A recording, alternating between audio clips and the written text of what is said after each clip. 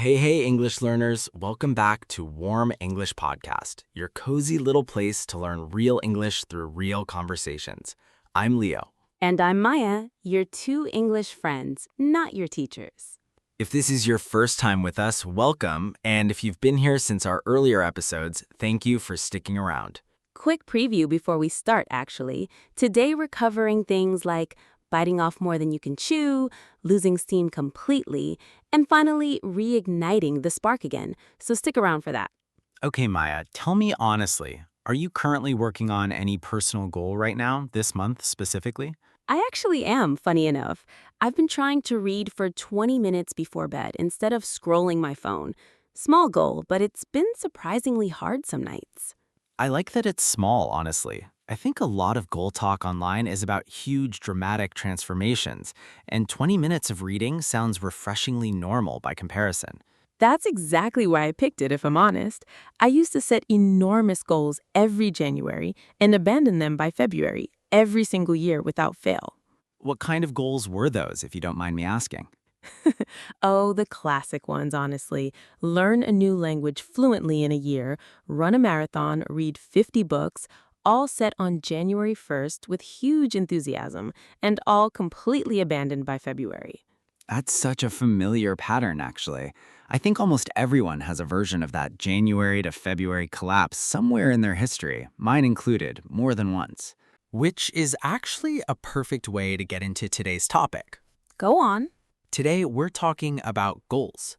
Not the huge, dramatic New Year's resolution kind, but goals as something smaller, something you actually revisit and adjust as you go, like an ongoing conversation with yourself rather than one big declaration made once and never touched again. I love that already, honestly, because I think most goal content out there treats the goal like a fixed, rigid contract you either succeed at or fail at completely. Exactly, and today we're pushing back on that a little. Quick note for anyone new here, this podcast is made for A1 to C1 learners, so we'll keep things clear, and every episode we pick real phrases and talk them into your head through real stories, not worksheets. And stick with us until the end because there's a small challenge for you today, too. Okay, let's start with the very beginning of any goal, actually naming it, to set your sights on. To set your sights on means to decide on a specific goal or target you want to work toward, to aim clearly at something. I set my sights on learning to swim properly last year, actually, after avoiding water my whole adult life out of embarrassment. How did naming that goal out loud change anything for you? Once I actually set it out to a friend, it stopped being a vague someday idea and became something I was actually accountable for in a real way. I think that's such an underrated step, actually. Just saying the goal out loud to another person, it somehow makes it more real than just thinking it privately. That's completely true, honestly. Private goals are so easy to quietly abandon because nobody else even knows they existed in the first place. I think that's honestly the real value of a podcast like this too, actually. Saying a goal out loud to thousands of strangers, which is a strange kind of accountability nobody really had access to before. That's such an interesting point, honestly. Public accountability used to mean telling a few people you knew personally. Now it can mean telling an entire comment section instead. Which is maybe why New Year's resolutions fail so often, actually. Everyone sets them privately, in their own head, on the same night, and nobody's really accountable to anyone else about it until it's already quietly over by February. That's such a good point. A goal whispered only to yourself is easier to break than one you've actually said out loud to someone who might ask about it later, especially thousands of someone's at once. So, to set your sights on, deciding on a specific goal or target, aiming clearly at something. To set your sights on. Phrase 1. Here's a phrase for a very common mistake, honestly. To bite off more than you can chew. To bite off more than you can chew means to take on more than you can actually handle, to overcommit yourself completely. I did this so badly last year, actually. I tried to learn Spanish, start running, and completely reorganize my apartment all in the same month. What happened? I burned out within 2 weeks and abandoned all 3 goals at once, honestly, instead of just one. I think that's actually the real danger of biting off more than you can chew. Not that you fail at the big goal, but that the exhaustion takes down every other goal along with it. That's such an important distinction, actually. One overwhelming goal can quietly sabotage several smaller ones just through sheer exhaustion alone. I've noticed I do this most in January specifically, honestly. Like the calendar itself convinces me I need to fix everything at once. There's something about a fresh start that makes everyone suddenly ambitious beyond reason, isn't there? New year, new me, and then completely burned out by February. Exactly that. I think one real goal actually finished beats three ambitious ones abandoned halfway through every single time. I've started using a simple rule now, actually. Honestly, only one new goal at a time, no matter how excited I feel about the others. Does that rule ever feel restrictive, only allowing yourself one at a time? Sometimes, honestly, especially in January when everything feels possible, but I remind myself that the other goals aren't gone, they're just waiting their turn. That's such a healthy way to think about it, actually. Not abandoning the other ideas completely, just sequencing them instead of stacking them all at once. Exactly that. Sequencing is exactly the right word, honestly. February's goal doesn't disappear just because it's not January's goal yet. It's simply waiting its turn patiently. So, to bite off more than you can chew, taking on more than you can actually handle. To bite off more than you can chew. Phrase 2. Here's the fix for that mistake, actually, to break it down. To break it down means to split a big goal into smaller, more manageable steps instead of tackling the whole thing at once. Instead of learn Spanish, I eventually broke it down into learn 10 words a week, which felt completely different, honestly, much less overwhelming. That's such a useful shift, actually. The goal stays the same size, but the steps feel achievable instead of impossible. Exactly that. Breaking it down doesn't shrink the goal, it just makes the entrance smaller and easier to walk through. I think a lot of people skip this step entirely, actually, and go straight from a huge goal to daily action without ever pausing to actually break it into pieces first. That's such a common trap, honestly. The goal feels so big that even the first step feels enormous, when really, the first step should feel almost embarrassingly small. That's exactly right, actually. My first Spanish step wasn't even 10 words. It was literally just opening the app once. That's how small the entrance needs to be sometimes. I love that, honestly. Opening the app counts as a win even before a single word is actually learned. I think that's honestly the hardest lesson in today's whole episode, that the first step is allowed to feel almost silly in how small it is. It really is allowed, honestly. Nobody's first step needs to look impressive to anyone watching. It just needs to actually happen. I've noticed too that once that tiny first step happens, the second one usually feels much less intimidating, almost automatically. That's such a common pattern, actually. The momentum genuinely comes from starting small, not from starting big and hoping momentum shows up later on its own. So, to break it down, splitting a big goal into smaller, manageable steps. To break it down, freeze 3, warm vibes. Actually, before we move to the harder part of any goal, there's one more phrase worth mentioning here about staying focused once you've actually started, to keep your eye on the ball. Oh, this one matters a lot, honestly, especially once life gets busy and other things start competing for your attention. To keep your eye on the ball means to stay focused on your goal, especially when distractions or other priorities start pulling your attention elsewhere. I struggle with this constantly, actually, especially with my reading goal.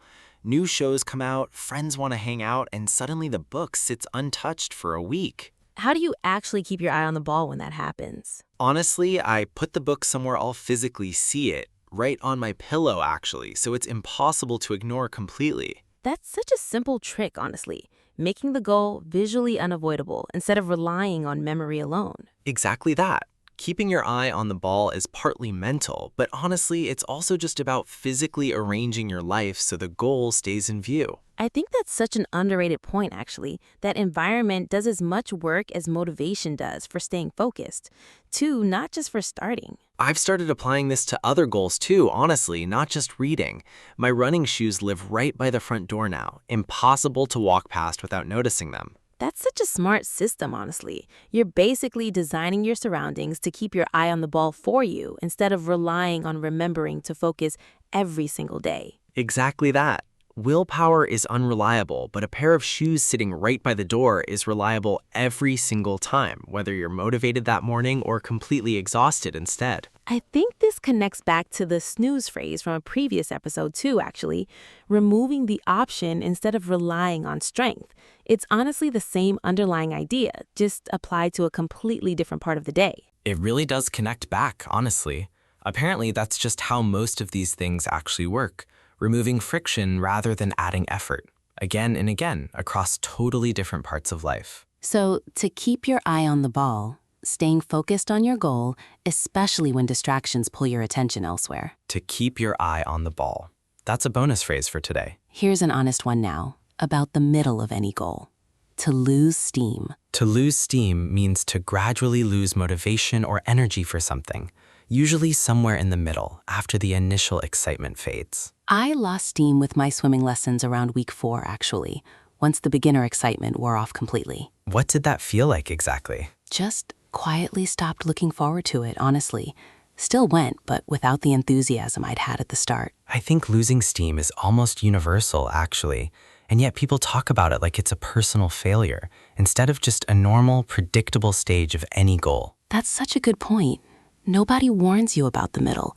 Everyone talks about the exciting start and the satisfying finish, but the boring middle is where most goals actually die quietly. The middle really is the hardest part, honestly, precisely because there's no excitement left and the finish line still feels far away. I've started expecting it now, actually, almost planning for it.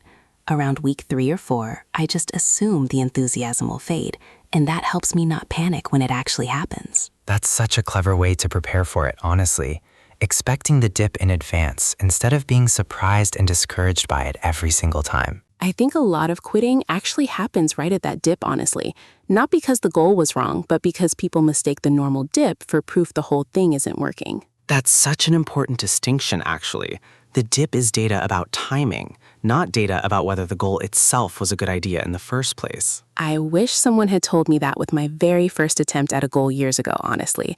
I quit so many things right at week 3 or 4, convinced it just wasn't for me. How many of those looking back now do you think you would have actually enjoyed if you just pushed through the dip? Probably most of them, honestly, if I'm completely truthful with myself about it now, sitting here years later with a bit more patience than I had back then. So, to lose steam, gradually losing motivation, usually somewhere in the middle of a goal. To lose steam, phrase 4. And the recovery from that, honestly, to reignite the spark. To reignite the spark means to find your motivation again, after it's faded, to feel that initial excitement return somehow. For my swimming, I reignited the spark by watching myself on video, actually, and noticing how much I genuinely improved since week 1. That's such a clever trick, honestly.